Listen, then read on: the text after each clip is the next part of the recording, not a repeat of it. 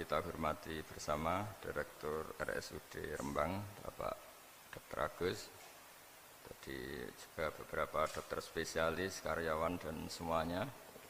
Sebelumnya saya juga mengucapkan terima kasih atas pelayanan ibu kami. Beliau gerak di sini sampai 22 hari, bulan Syakban, sampai wafat juga di sini, dan kami sebagai keluarga sangat terima kasih atas semua pelayanan dan pengabdian tenaga medis di sini. Sebetulnya RSUD itu sudah sopan lah, datang ke kita mintanya ngaji virtual. Gara-gara sopan tuh saya kok jadi ingin sopan juga. Akhirnya saya yang datang ke sini. Biasanya yang lembaga-lembaga besar itu agak-agak enggak sopan itu, ngatur-ngatur orang. Ini kok baik gitu. Padahal BPK ngajinya di saya, lembaga negara. Kemenku pernah ngaji di saya virtual. Tapi RSUD kok kayak kasihan, jadi saya kok. Terus iya, jadi hakul jar kira-kira itu karena tetangga itu. Tapi niat saya ya tidak baik-baik banget, sambil jalan-jalan kok dekat. Jadi, tapi begini ya, saya akan cerita versi kiai ya. Kalau versi medis Anda lebih tahu. Kalau versi kiai itu kematian itu dianggap hal yang sebetulnya ada versi kiai ya, semua orang tahu lah pasti mati itu. Cuma inginnya mati itu kan macam-macam. Inginnya ya setelah kaya, terus setelah mapan, terus menangi anaknya mapan, cucunya mapan itu. Terus itu pun sebetulnya ada siap mati juga, tapi ya tetap mati itu. Jadi saya punya cerita, saya akan cerita yang lucu-lucu ya supaya enggak tegang ya menghadapi kematian. Dulu itu kroni itu ya sudah ada. Jadi Nabi itu ya punya kroni, tidak hanya pejabat. Nabi itu punya kroni. Nabi Sulaiman itu bisa terbang. Ya mulai dulu manfaatkan angin. Jadi angin itu mulai dulu memang luar biasa. Dimanfaatkan orang sekarang mulai tenaga angin, pakai rem angin. Mulai dulu angin itu luar biasa. Nah itu teman dekatnya Nabi Sulaiman tuh ya agak sopan tuh bilang gini, itu Pak Nabi itu kalau nanti ada malaikat Israel saya pinjam anginnya supaya tidak bisa ngejar saya katanya. Jadi mulai dulu tidak hanya pejabat, Nabi pun ya punya teman yang agak-agak gimana itu. Suatu saat malaikat Israel disuruh nyabut orang, misalnya namanya siapa lah. Nanti saya sebut ada yang tepaan sama nanti tersinggung, ya semuanya siapa gitu. Yang jelas namanya ada Agus tidak Bambang karena bahasa Arab itu orang ini cabut di India. Nabi Sulaiman kira-kira ya di Palestina kira-kira itu. Si orang ini ternyata di dekat Nabi Sulaiman. Nah karena Nabi itu kan orang hebat lah, sehingga malaikat ya kadang silaturahim ke para nabi. Israel sendiri ya kadang-kadang silaturahim ke para nabi. Silaturahim yang paling enggak disukai ya silaturahimnya malaikat Israel.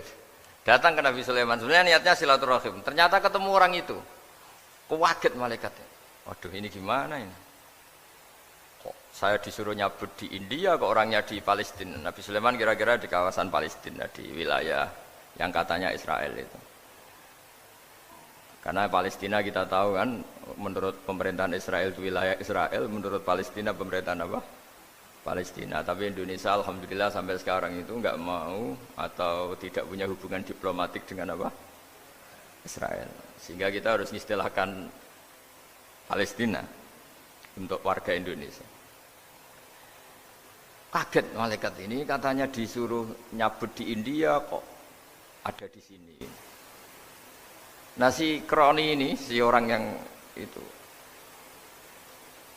melihat malaikat Israel, entah kenapa kok dia bisa melihat itu, mungkin punya kekuatan tertentu karena dekat Nabi.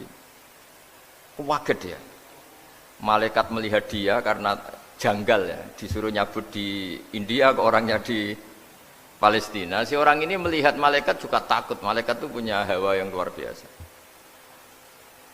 Akhirnya bilang ke Nabi Sulaiman, ya Nabi Allah tolong pinjemin saya angin untuk saat ini juga saya bisa terbang ke India. Dipinjemin sama Nabi Sulaiman. Akhirnya orang itu sampai ke India. Dikira angin itu sudah segala-galanya sampai India. Terus malaikat senyum, seneng dia. Wah ini sesuai protokol karena andai kan orang itu tetap di situ, malah malaikat nggak berani ngambil karena prosedurnya harus ngambil di India. Jadi andai kan dia tetap diam di situ, sebenarnya malah nggak masalah karena nggak sesuai apa panduannya harus karena dia terbang di India, malaikat itu nyusul ya terus diambil karena sesuai apa? Ya, sesuai perintah harus memang diambil di India. Nah, kemudian saya kan memang dipesenin untuk memperkuat apa ya nakes teman-teman semuanya lah pasien. Tapi saya cerita dimulai dari yang seperti ini. Ini saya sengaja karena memang ya hidup itu seperti inilah. Pasti kita semua akan mengalami kematian. Cuma inginnya kita ya hidup itu ya sehat, ya terus kalau mati itu ya tidak punya utang karena berat nanti utang itu. Saya tidak tahu fikihnya itu. Kalau utang pribadi itu hisabnya berat, kalau utangnya lembaga itu gimana itu? Dihitung salahnya direkturnya, apa dihitung salah karyawan yang minta naik apa? Gaji. Saya tidak tahu kayak utangnya Indonesia itu yang disalahkan itu menterinya apa presidennya, apa yang selalu mengajukan gaji 13. Tidak tahu itu, karena di kitab tidak dibicarakan, yang dibicarakan utang-utang apa? Pribadi ya. Kalau yang utang-utang lembaga negara itu nanti tak tanyakan malaikat auditornya ini gimana cara apa? Itu yang disalahkan menterinya, apa presidennya, apa direkturnya, apa pengajuan proposal itu. Nah singkat cerita itu kalau ngadepin kematian atau sebenarnya yang ngadepi kehidupan juga kita ini. Inna sholati wa nusuki wa mahyaya wa mamati lillahi rabbil alamin. Saya bicara ilmunya kiai. Misalnya si A itu sebenarnya sudah ditulis dia mati karena kecelakaan. Yang satu ditulis mati karena sepuh, karena tua. Itu. Yang satu mati karena tersedak, yang satu mati karena ngelindur. Mungkin yang satu mati karena tenggelam. Sehingga sebetulnya andaikan kita melihat Lauh Mahfud, kita ini ya naif. Saya berkali-kali ngaji bilang, kadang kita ini takutnya sampai angking takutnya dari motor ngelamun, gara-gara ngelamun kita. Andaikan malaikat itu kok suka bully, tawain gitu. Kamu catatannya kecelakaan kok yang kamu takuti apa? Covid. Tentang sejarah misalnya kita pernah hidup menanamkan kebencian sesama itu terus ke bawah. Anak cucu kita dikandani jogeman cocok wong iku musuhe bapakmu mbahmu itu. Sehingga anak cucu itu dendamnya diwariskan. Wong dendam kok dia apa? Wariskan. Termasuk utang itu. Ketika kita jabat ingin rumah sakit ini mewah, pikirannya kok isdadi, aku seleren semikir direktur berikutnya itu tidak tahu itu nanti hisapnya ke siapa. Saya ulang lagi ya. Maka dalam satu ayat dikatakan laqad kunta fi ghaflatin min hadza fakashafna anka ghita'aka fabasarukal yauma hadid. Manusia ketika di dunia itu dianggap tidur. Tidur itu dengan tanda kutip itu bodoh. Bodoh itu tidak tahu. Fakashafna anka ghita'aka. Nanti setelah kamu mati itu pinter. Tapi ketika Anda pinter sudah meninggal, sudah tidak bisa memperbaiki kesalahan-kesalahan kita. Nah kenapa kita dikatakan sekarang ini tidur? Karena kita ini sering menyaksikan sesuatu yang sebetulnya tidak ada hubungannya dengan kita. Tidak ada hubungannya dengan kebutuhan kita. Misalnya kita ngelamun, berkhayal, ingin hidup kaya raya, sejahtera, jabat, orang lain anak buah semua. Ternyata itu nggak penting ketika kita di akhirat. Yang penting adalah Anda meninggal dalam keadaan menghamba kepada Allah Subhanahu wa Ta'ala. Saya berkali-kali ngaji, kalau saya berkali-kali bilang, andaikan hati kita nanti direkam Allah, nanti di akhirat sudah direkam, orientasi kita direkam nanti. Pak Agus misalnya ingin punya mobil, punya rumah mewah, punya apa, terus orientasinya gitu. Di depan Tuhan yang menyuruh kita, mensyariatkan kita, inginnya itu ya jadi hamba Allah terbaik, jadi kekasihnya Allah, jadi hamba yang bersujud, dari hamba yang bersedekah. Jadi ini kan tidak sambung, ada cita-cita versi Allah yang dianjurkan Allah, yaitu bercita-cita jadi hamba yang soleh, yang bermanfaat, yang memanfaati orang banyak. Kemudian ini ada cita-cita yang hadzun nafsi, ingin mapan, semua orang anak buah. Hal-hal seperti ini itu harus kita jaga, jangan sampai terjadi. Makanya di semua kitab pertama mendahulukan bab niat. Niat itu ya faman kana hijratuhu ilallah wa rasuli fa hijratuhu ilallah wa rasuli. Orang baik itu orang yang orientasinya itu menuju Allah Subhanahu wa taala. Lalu yang kurang baik adalah orang yang orientasinya itu ya harta, perempuan, pokoknya inginnya itu hal-hal yang kepentingan dirinya sendiri. Nah lalu kenapa kita kadang tidak tahu? Ya tidak tahu itu karena tadi kita kalau tidak wiridan itu tidak punya efek samping kan. Tapi kalau kamu nggak punya uang kan terus lemes. Karena ngerti itu terus uang itu penting, wiridan tidak penting. Nah dari kesimpulan itu sebenarnya kita menjadi bodoh. Karena menjadi bodoh ketika Anda meninggal ternyata uang ini nggak penting, wiridan ini penting. Tapi tahu kita terlambat setelah kita meninggal. Nah di sini saya ingin mengingatkan apapun kondisi kita yang jelas itu ingat selalu kepada Allah Subhanahu wa taala. Caranya ingat gimana? Kata Nabi, kamu bayangkan musibah yang lebih ekstrim, kamu akan tahu yang kamu alami itu ahwanu wa aisar, yang kamu alami itu ringan sekali. Ringan seringan-ringannya. Saya beri contoh ya, kalau Anda belajar kalau dalam bahasa pondok itu falak, mungkin kalau bahasa umum itu apalah ilmu apa. Misalnya orang ahli meteor, ahli apalah, ahli perbintangan. Ketakutannya pasti benda langit ini jatuh kemudian menimpa bumi. Nanti kalau Anda ahli geologi itu takutnya bumi ini likuifaksi karena sumber daya alamnya sudah begitu dikeruk, dimanfaatkan. Nanti yang ahli teroris atau yang ahli ekstremis itu takutnya itu ada teroris. Yang ahli sosiologi takutnya Indonesia itu chaos. Kalau chaos ya saling bunuh, saling apa. Jadi semuanya ini ketakutan ini semuanya mengarah terhadap kematian. Kecelakaan lalu lintas ya menjadikan orang mati, likuifaksi kayak kemarin di Sulawesi ya iya, gunung meletus, gempa, tsunami. Nah ketakutan yang menjadikan kematian sebenarnya banyak. Kalau baru tsunami aja ya orang takutnya ke tsunami, nanti kalau ada kematian gempa ya takutnya gempa, kalau temanya Covid ya takutnya Covid. Terus kalau ada tetangga mati karena ngelindur ya baru gue ger nak turu hati-hati kok nak mati ngelindur. Jadi, nah masalahnya kan kita tidak tahu, nggak tahunya itu. Ya tadi takutnya Covid ternyata catatannya itu mati kecelakaan. Takutnya kecelakaan ternyata matinya itu ngelindur. Kan kita tidak pernah tahu. Dari tidak pernah tahu itu kemudian agama datang dengan anjuran sudahlah kamu tawakal bahwa semua urusan kamu di tangan Allah Subhanahu wa taala. Inna sholati wa nusuki wa mahyaya wa mamati lillahi rabbil alamin la syarikalah. Yes, ibadah kita, sholat kita, hidup kita, mati kita semua di tangan Allah Subhanahu wa taala. Sehingga dengan berpikir begini ini melihat Covid itu ya kayak melihat potensi kematian yang lain kayak karena gempa, likuifaksi, kecelakaan, karena ngelindur, karena macam-macam. Kenapa saya membuat atau menyarankan ya supaya orang berpikir demikian, supaya bersyukur bahwa kita ini dihimpit, disekelilingi penyebab kematian tadi. Kalau kita ahli meteorologi mungkin takutnya itu asteroid jatuh, terus kemudian meteor jatuh yang nggak habis digesek oleh sistem alam, terus macam-macam. Yang ahli gempa juga takutnya gempa, yang ahli tsunami takutnya tsunami, yang ahli sosial takutnya Indonesia chaos, kemudian saling apa?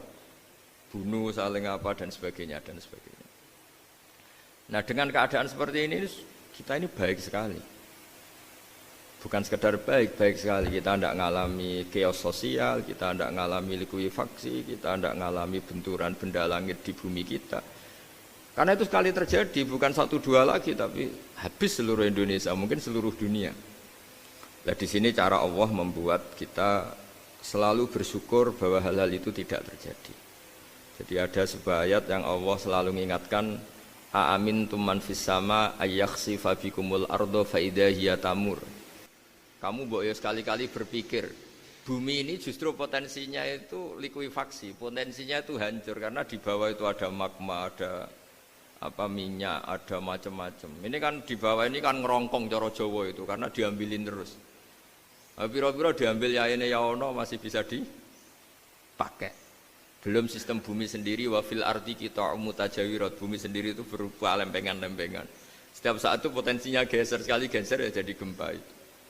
Terus belum benda langit yang potensinya juga jatuh, sekali jatuh ya habis kita. Jadi yang kita ini dikepung sekian potensi yang bisa menghancurkan kita.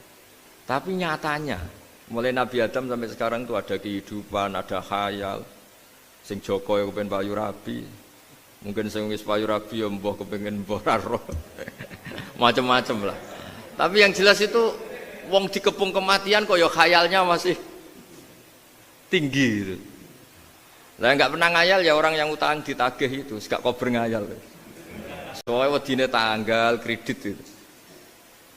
Tapi ini saya cerita supaya orang Indonesia itu ngerti lah bahwa yang ngepung kita itu tidak hanya Covid, banyak. Makanya orang Arab itu kalau ngendikan itu wa man lam yamut bisayfi mata bi khairihi ta'addadatil asbab wal maut wahidu. Karena orang Arab itu kan dulu Arab sebelum Islam itu kan satu kabilah nyerang kabilah yang lain. Wah itu kan harus butuh orang-orang tangguh karena dulu sistem rezekinya ya kayak sistem Indonesia dulu lah. Kerajaan ini nyerang ini supaya satu kerajaan punya eksistensi harus mengalahkan kerajaan yang lain. Bahkan cerita-cerita itu sama lah di Indonesia di mana-mana. Nah itu pemuda-pemuda yang gagah berani itu karena punya pegangan tadi. Wa man lam yamut bisayfi toh mata biwirihi. Kalau kamu tidak mati di medan perang ya tetap aja mati juga. Sehingga mereka kendel gitu kata cerita orang dulu. Ta'addadatil asbab wal maut wahidu. Sebab kematian bisa macam-macam, tapi kesimpulannya tetap saja namanya mati. Lalu Islam itu mengajarkan aksiru min dzikri hadhimil ladzat. Kamu harus banyak ingat mati. Tapi uniknya Islam itu menyuruh ingat mati itu disuruh justru semangat hidup. Karena kita butuh bekal itu. Jadi kalau kamu ingat mati itu jangan terus loyo, terus nunggu takdir mati itu enggak, malah disuruh semangat. Nah, tenaga medis semangat mengobati pasien, yang pasien juga semangat mensupport dirinya supaya punya keberanian hidup. Orang Jawa nunggoni anak, nunggoni putu. Kalau saya sebagai kiai ya nunggoni santri, nunggoni umat.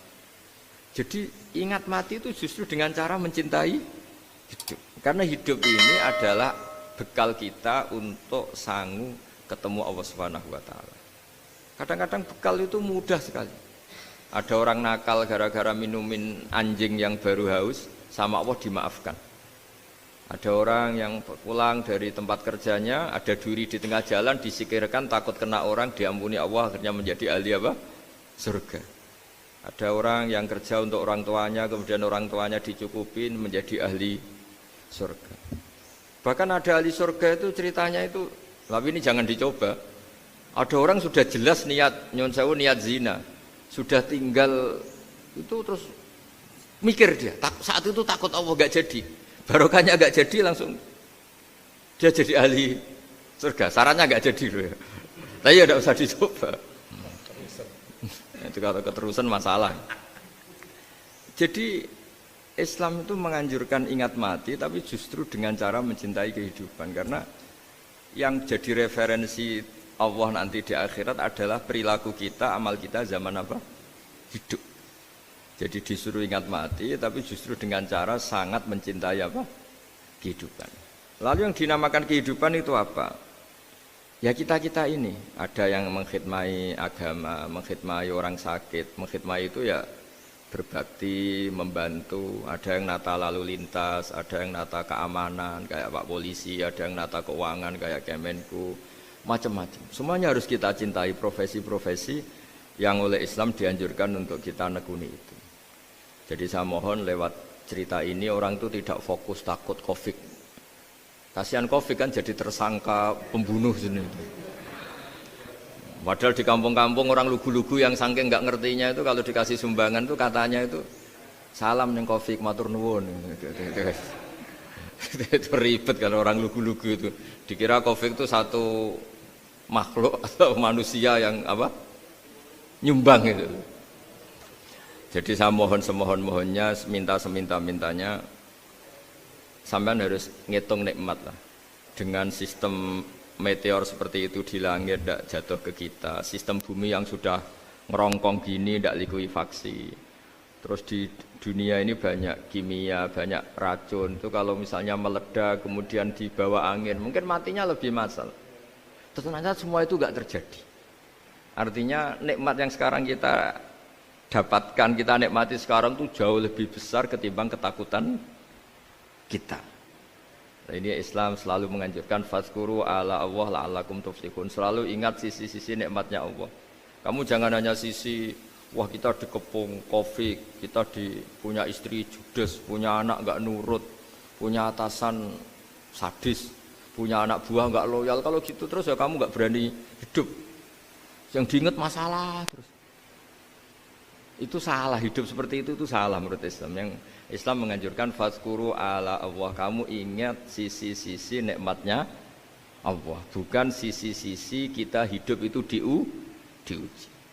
Saya punya sekian cerita ulama-ulama yang unik, yang punya nasihat itu. Jadi ada orang kaya raya dulu temannya banyak, anak buahnya banyak. Suatu saat dia miskin terus gak ada yang berkunjung. Terus dia ngeluh, curhat ke ulama itu. Ketika saya kaya yang berkunjung banyak, ketika saya miskin kok nggak ada yang berkunjung, kurang ajar betul teman-teman saya. Terus kata kiai itu lucu kalau yang ada nih, ya bagus gitu dong ketika anda miskin sudah ada yang berkunjung. Lu kok bisa? Ya misalnya kamu sekarang jadi buruhnya orang, pas disuruh-suruh dibentak-bentak, terus teman kamu udah datang, malah kamu jadi tontonan toh. Mendingan nggak udah datang, jadi kamu ketika buruh orang nggak malu karena teman-teman kamu sudah tidak datang. Ya alhamdulillah kalau gitu ya. Jadi dulu satu hal yang dia dulu nganggap problem, ya kan kalau kamu misalnya dulu kaya temannya banyak jabat terus yang takut banyak. Ketika sudah miskin Yun Sawu jadi buruhnya orang disuruh-suruh terus teman kamu tetap do datang. Siap enggak ada? Siap datang apa siap enggak datang? Lebih siap enggak datang sebetulnya kan? Karena enggak jadi tonton. Akhirnya dia sadar.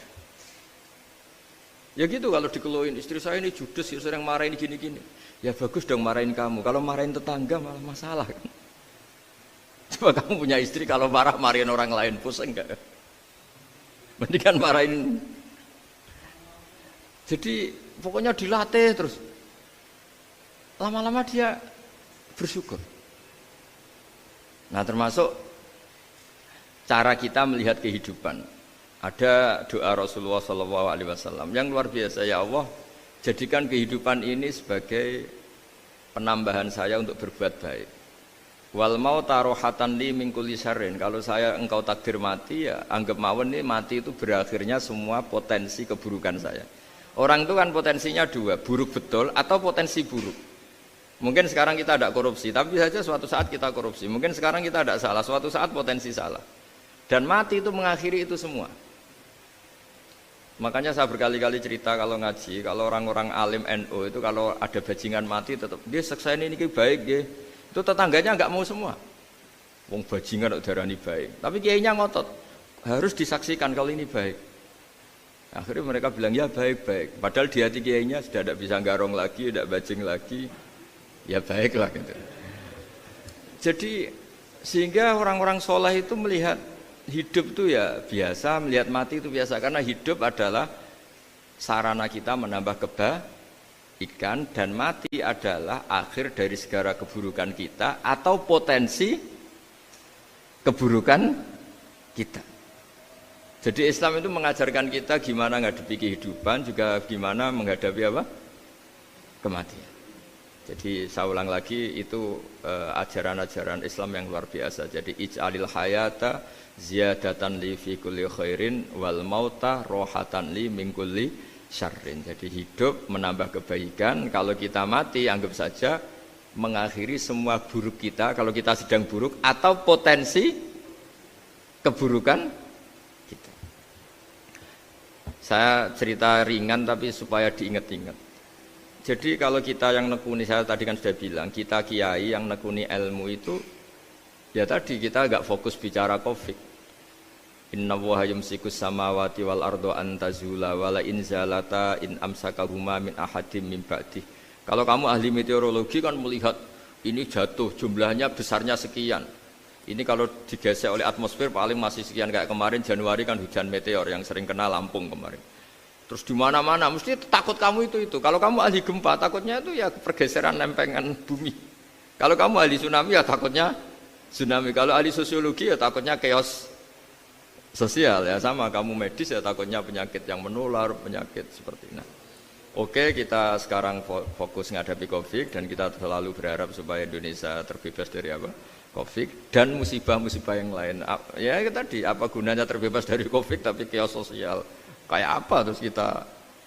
Sehingga Islam selalu mengajarkan harus disyukuri lah bahwa kita sekarang alhamdulillah kita hidup harmonis. Kita kata Mbah Mun Bhinneka Tunggal Ika itu dihentikan terus. Terus yang terakhir masalah air. Air itu sumber kehidupan. Di antara Allah mengingatkan kita adalah Qul ara'aitum in asbaha ma'ukum ghoron famay ya'tikum bima imma'in. Bumi ini kan bawahnya ada magma, terus ada air. Normalnya air itu enggak ada. Secara teori itu normalnya air itu enggak ada karena bumi itu kan kalau ada air kan meresap. Sudah meresap bawahnya itu ada minyak, ada magma, harusnya air itu tersedot habis. Tapi orang saking angkuhnya, saking cueknya, ngira air itu malah potensinya itu abadi. Sebetulnya kalau menurut teori alam, air itu gampang hilang kan, diletakkan di bumi ya bumi itu meresap. Nanti bawahnya itu ada minyak, ada sebagian ada magma, ada macam-macam lah. Jadi potensi air itu harusnya nggak ada malah kalau melihat sistem itu. Tapi karena Allah saking rahmannya, air ini dijaga sedemikian rupa tetap ada. Kalau melihat sistemnya kan normalnya malah nggak ada. Makanya Allah selalu mengingatkan, in asbaha ma'ukum ghoron. Suatu saat air yang kamu pakai, yang jadi sumber kehidupan itu bisa saja tahu-tahu hilang. Mungkin tersedot oleh panas bumi atau corong Jawa niku nyeresep entek atau gimana lah cara Allah menghilangkan. Famay ya'tikum bima imma'in. Lalu siapa yang bisa mendatangkan air itu lagi? Ini kata para hafid, ini yang kata guru-guru ya termasuk yang dikatakan Pak Mukhtar ini. Nanti orang harus menghentikan menjawab Allahu Rabbul Alamin. Hanya Allah sendiri yang bisa mengatur air ini selalu ada. Itu Pak, kalau kamu pikir kan air kamu sokkan di bumi kan mesti langsung hilang, meresap ke bumi. Bumi ada bawahnya lagi, ada bawahnya lagi. Dan mungkin bukan yang paling bawah mungkin tomak, harusnya itu enggak ada. Tapi Allah saking sayangnya mengatur sistem, air itu ada dan tersedia. Tapi ketika orang terlalu cuek dan angkuh, sampai lupa syukur tersedianya apa? Air itu Allah mengingatkan, disuruh bayangkan, Qul ara'aitum. Coba bayangkan kalau in asbaha ma'ukum ghoron. Tadi kan ada khataman ya, saya ikut terima kasih. Bayangkan kalau air suatu saat itu ghoron menjadi hilang. Fama ya'tikum bima imma'in. Jadi saya tidak bisa spesifik memberi nasihat tentang kopi karena ya tadi yang bisa membunuh kita ini banyak. Ya tsunami ya bisa bunuh, gempa bisa bunuh, likuifaksi bisa bunuh, jatuhnya benda lain kita bisa bunuh. Takut tanggal utang kaget ya bisa bunuh. Macam-macam. Semacam-macam lah ngelindur ya. Kemarin mudik aja yang sebelum tertata rapi aja mudik aja berapa kemarin kalau ada apa mudik Lebaran yang tahun berapa 3 tahun yang lalu apa 4 tahun yang lalu dulu. Jadi saya mohon ketakutan kita adalah yang hakikat adalah takut jadi hamba yang tidak baik. Itu yang harus jadi ketakutan sejati. Takut kita di mata Allah tidak jadi hamba yang baik sehingga kita jauh dari Allah Subhanahu wa ta'ala. Karena cita-cita terbesar kita dan cita-cita terbaik kita adalah jadi hamba yang diridhoi Allah Subhanahu wa ta'ala. Sebaliknya ketakutan kita sejati adalah takut su'ul khotimah, takut jadi hamba yang tidak baik. Kita inginnya adalah assalamu alaina wa ala ibadillahis sholihin. Yang berhak mendapat keselamatan dunia akhirat adalah orang-orang atau hamba-hamba yang soleh. Ya tadi untuk menjadi soleh itu gampang di Islam itu. Tenaga medis nolong pasien ya ibadah, pasien husnudzon sama dokter ya ibadah, mengelola hidup, ingin hidup ya ibadah, anak ngurus istri ngurus, pokoknya anak yang ngurus keluarganya juga ibadah. Semuanya itu di Islam itu asal tidak maksiat itu dianggap apa? Ibadah. Dan untuk orang menjadi kekasihnya Allah kayak tadi, ada orang yang karena ngerawat hewan dijadikan walinya Allah, menghilangkan apa duri atau pengganggu di jalan jadi kekasih Allah. Itu cerita-cerita itu semuanya ringan. Bahkan tadi ada yang cerita sekedar ingin maksiat dan tidak jadi. Dalam Islam itu kan gitu, orang yang merencanakan maksiat kemudian tidak jadi, itu ditulis pahala. Jadi gampang sekali untuk menjadi orang soleh dalam apa? Islam. Kalau tidak bisa itu semua, kata Nabi, takufus syarroka anin nas fa inna sadaqatun minka ala nafsik.